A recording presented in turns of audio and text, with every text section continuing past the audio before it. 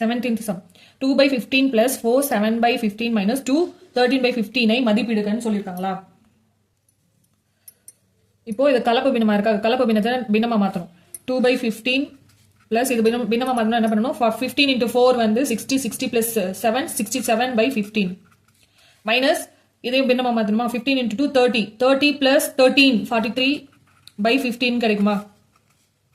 இப்போ இது மொத்தம் ஆட் பண்ணா என்ன கிடைக்கும், 2 plus 67 minus 43.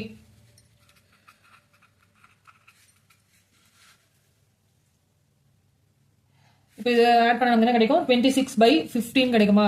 இந்த 26 15ஆல டிவைட் பண்ணா என்ன கிடைக்கும், 51 is 15 1 1. அப்போ 15 கீழே வரும், மீதி இங்க வரும், மீதி இங்க வருமா, 1 11 by 15. இதுக்கான ஆன்சர் வந்து ஆப்ஷன் பி.